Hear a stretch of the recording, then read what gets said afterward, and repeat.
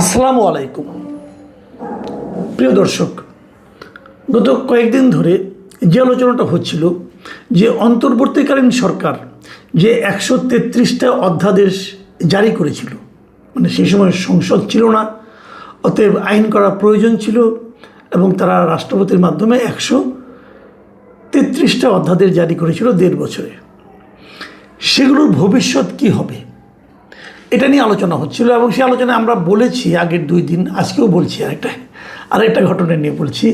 সেটা হলো তারা এই 133টার মধ্যে 98টা যেভাবে আছে সেভাবেই পাশ করার সিদ্ধান্ত নিয়েছে। এই সিদ্ধান্ত কে নিয়েছে সেটা একটু বলে নেই। এই সংসদ একটা কমিটি গঠন করে দিয়েছিল, 14 জনের কমিটি। সেই 14 জনের বিশেষ যে কমিটিটা, সেই বিশেষ কমিটি এই অধ্যাদেশগুলোকে যাচাই বাছাই করেছে। যাচাই বাছাই করে তারা একটা সিদ্ধান্ত দিয়েছে। সেই সিদ্ধান্ততে বলা হয়েছে যে 98টা অধ্যাদেশ তারা বলেছে এগুলো যেভাবে আছে সেভাবেই পাশ করা যায়, মানে যা আছে তাই। হয়তো 98টা একবারে সংসদে উঠে বলবে আমরা পাশ করলাম, পাশ হয়ে গেল। আর যে 98টা বাদ দিলে আর যে 35টা থাকে, সেই 35টার সম্পর্কে বলা হয়েছিল যে এগুলোর মধ্যে 15টা অধ্যাদেশ সংশোধন করে বিল আকারে উপস্থাপন করা হবে। মানে বাকি যে কয়টা ছিল 35টা, তার মধ্যে 15টা এটা একটু সংশোধন করতে হবে, একটু চেঞ্জ করতে হবে। চেঞ্জ করে তারপরে বিল আকারেই উপস্থাপন করা হবে এবং তাকে পাস করে নেবে।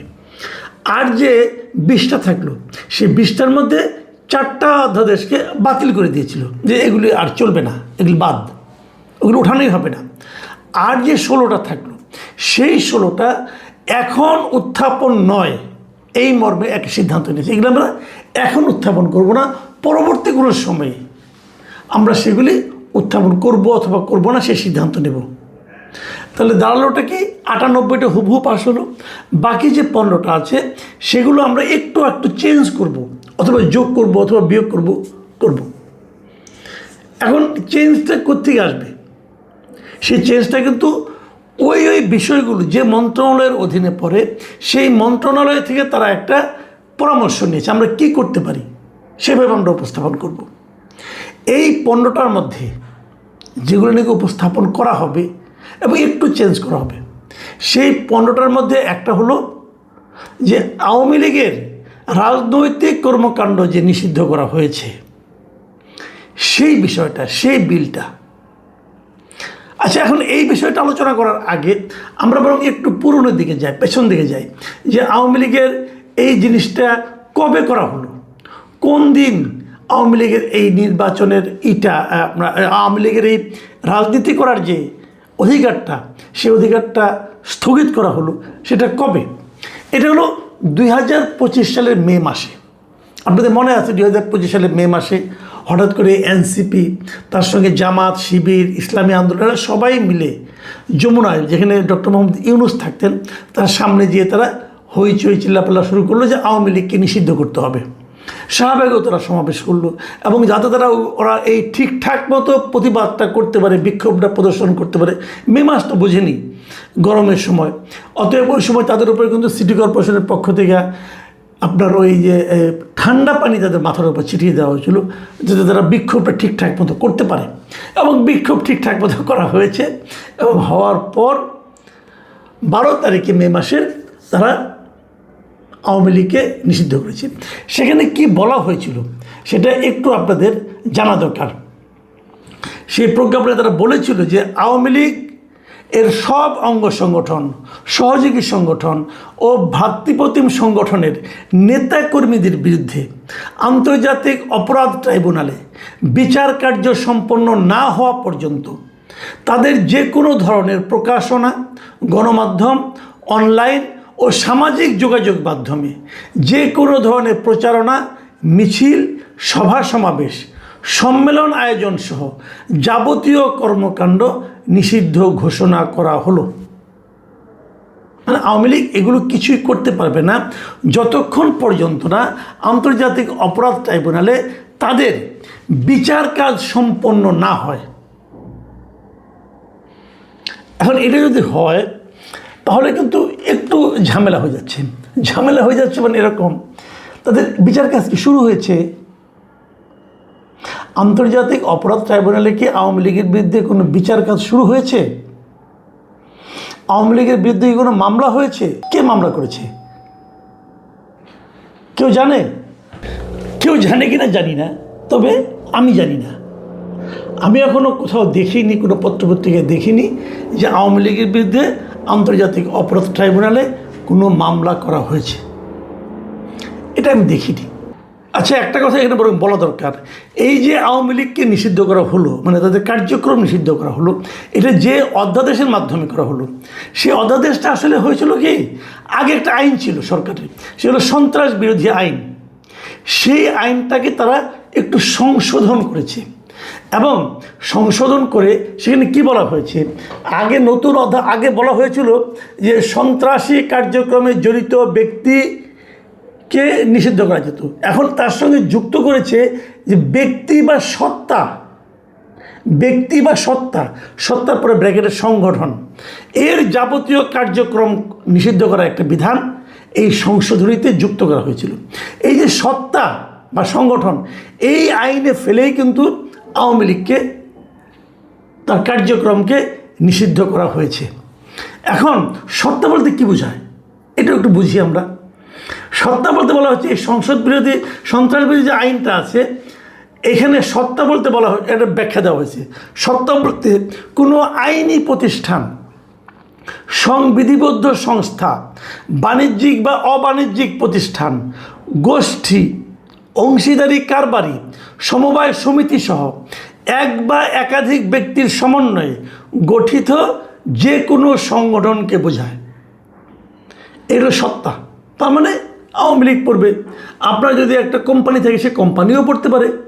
যদি সরকার চায় যে কোনো সময় আপনাকে কোম্পানি, আপনি কিছু করতে পারবেন না, এটা করে দিতে পারে। কিন্তু এখন এই যে আইনটা করেছে, এই আইনটার মাধ্যমেই আওয়ামী লীগকে শাস্তির আওতায় আনা হয়েছে। কিন্তু যে প্রশ্নটা আগে করলাম যে আওয়ামী লীগকে যে নিষিদ্ধ আপনি করবেন, মানে তারপরে যে বিচারটা করবেন, সেই বিচারটা তো আপনি শুরুই করেন নাই।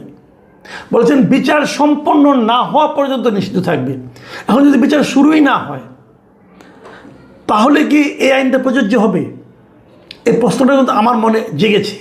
আমি ভেবেছি, এখন যদি মনে করেন আরও 20 বছর আওয়ামী লীগের বিরুদ্ধে কোনো বিচার শুরু না করে, তাহলে আওয়ামী লীগ নিষিদ্ধ থাকবে।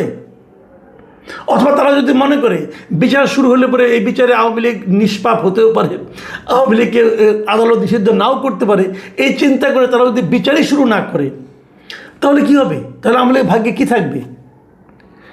এটা কি কোনো আইন হতে পারে? এটাকে কোনো ভদ্র আইন, সভ্য আইন বলা যেতে পারে? দেখেন, এইভাবে গায়ের জোরে যে নিষিদ্ধ করার যে প্রবণতাটা, এই প্রবণতাটা কিন্তু আমি শুরু থেকে বিরোধী। 2024 অগাস্টের 3 তারিখে জামাতে ইসলামকে হঠাৎ করে আওয়ামী লীগ নিষিদ্ধ করে দিল। তখন আওয়ামী লীগ ক্ষমতায় ছিল, যায় অবস্থা আর কি, তারা নিষিদ্ধ করে দিল। কাজটা ঠিক করেছিল? আমি মনে করি ঠিক করেনি। এভাবে নিষিদ্ধ করা যায় না একটা পলিটিক্যাল পার্টিকে, উচিত না আমি মনে করি। কারণ একটা পলিটিক্যাল পার্টি ক্ষতিকর কিনা, একটা পলিটিক্যাল পার্টির সমাজে থাকা উচিত কিনা, সেই জিনিসটা নির্ধারণ করার দায়িত্ব হলো জনগণের। জনগণ যদি ওই পলিটিক্যাল পার্টিটাকে প্রত্যাখ্যান করে, তাহলে সেটা অটোমেটিকই তো মরে যায়। তাকে আপনি জোর করে মারতে পারবেন না। এটা হলো ওই ঘাস কাটার মতো। আপনি দেখবেন দুর্বা ঘাস কাটে, কিন্তু সমান করে কেটে একদম শেষ করে দেয়। 2 দিন পর সেখান থেকে আবার ঘাস গজায়, আরও সতেজ পাতা গজায় কিন্তু কাজে আপনি কেটে দিচ্ছেন, কিন্তু ওটা কিন্তু মরছে না, মাটির নিচে থেকে যাচ্ছে। এখন দেখা যাবে যে আরও বড় হয়ে, আরও শক্তিশালী হয়ে পার্টিটা গজিয়ে উঠবে। আওয়ামী লীগের শাসন আমলে তারা কিন্তু জামাতকে এভাবে নিঃশেষ করার চেষ্টা করেছিল। জামাত কোথাও একটা তারা নিজেদের অফিসটা বন্ধ খুলতে পারতো না। জামাতের উপর কোনো নিষেধাজ্ঞা ছিল না, কিন্তু যা ছিল সেটা নিষেধাজ্ঞার চেয়েও বড়। তারা অফিস খুলতে পারতো না, মিটিং করতে পারতো না, এমনি ধরে নিয়ে আসতো। হয়তো 2 জন জামাতের লোক বসে একটা রেস্টুরেন্টে যায় খাচ্ছে, ধরে নিয়ে যেত। তো তাদের নেওয়াতে কী লাভ হলো? পারলো জামাতকে থামা, জামাত আরও শক্তিশালী হয়ে গেছে। ঠিক একই বিষয় কিন্তু এখানেও হবে। আমি কথা বলে রাখলাম। দেখেন, আমি আরেকটা কথা বলি। এই বিএনপি কিন্তু সারাক্ষণ বলেছে অন্তর্বর্তীকালীন সরকারের আমলে যে তারা কোনো রাজনৈতিক দলে নিষিদ্ধ হোক, এটা চায় না। বলেছে বিএনপি, একাধিকবার বলেছে, বিএনপি নেতারা বলেছে। এমনকি টাইম ম্যাগাজিনের কাছে যে তারেক রহমান সাহেব ইন্টারভিউ দিয়েছিলেন, সেখানে উনিও বলেছিলেন যে তার দল কোনো নিষিদ্ধ চায় না, অন্য কোনো রাজনৈতিক দল নিষিদ্ধ হোক এটা তারা চায় না। তো সেই যে কথাটা ওনারা বললেন, তো ওনারা তো সেই জিনিসটা রাখলেন, এবং কেউ রাখলেন না, ওই যে সংশোধনের বিষয়টা আছে না, ওটা জানার জন্য এই কমিটি এই আইনটাকে স্বরাষ্ট্র মন্ত্রণালয়ে পাঠিয়েছিল। স্বরাষ্ট্র মন্ত্রণালয়ের মধ্যে বলছে সবই ঠিক আছে, এখানে একটু শাস্তির ব্যবস্থাটা যুক্ত করতে হবে। কারণ অন্তর্বর্তীকালীন সরকার যখন বলেছিল যে এই পার্টিটাকে নিষিদ্ধ করার জন্য তারা যখন নাকি আপনার ট্রাইব্যুনালে পাঠানো যাবে বলে একটা আইন করেছিল, সেখানে কোনো শাস্তির বিধান ছিল না। মানে কি শাস্তি দেওয়া যেতে পারে, মানে শাস্তির মানে কি, এই যে তাদেরকে কার্যক্রম নিষিদ্ধ করলো বিচার হওয়ার আগ পর্যন্ত, এর মধ্যে যদি কেউ এই আইনটা না মেনে এই কার্যক্রম করে তাহলে তার বিরুদ্ধে কী শাস্তি হতে পারে, সেই জিনিসটা এর মধ্যে লেখা ছিল না।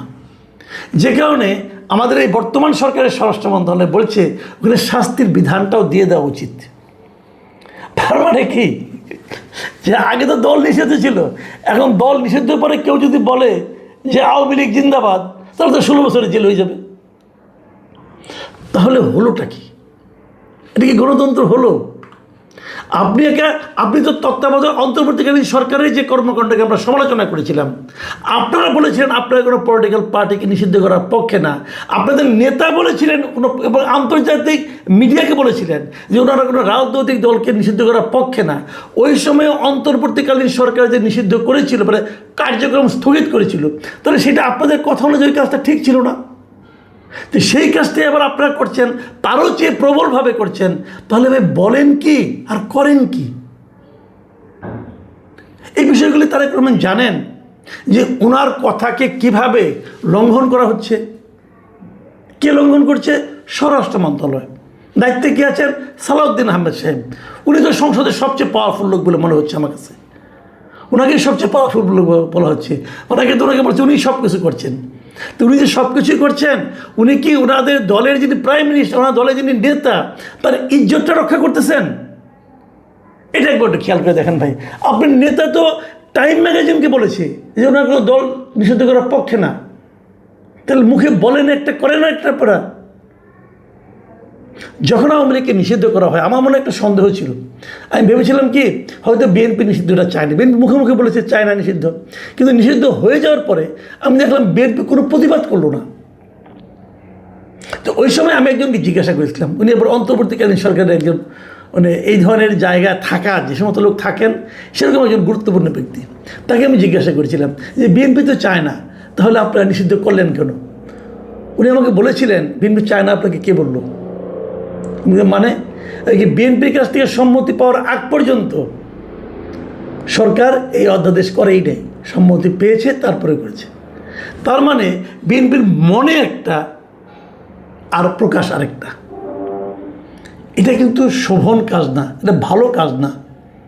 এই যে কাজটা আপনারা করতেছেন, আমি এখানে একটা কথা বলে রাখি আপনাদেরকে, যে নির্বাচনে আপনারা যে 2/3 আসন পেয়েছেন, আপনারা কি মনে করেন এখানে আওয়ামী লীগের ভোট নাই? আছে, কিন্তু আওয়ামী লীগের প্রচুর ভোট আপনাদেরকে দিয়েছে। আওয়ামী লীগ ভোট দিয়েছে, হিন্দুরা ভোট দিয়েছে, যারা কখনোই আপনাদেরকে ভোট দিত না তারা আপনাদেরকে ভোট দিয়েছে। কেন দিয়েছে?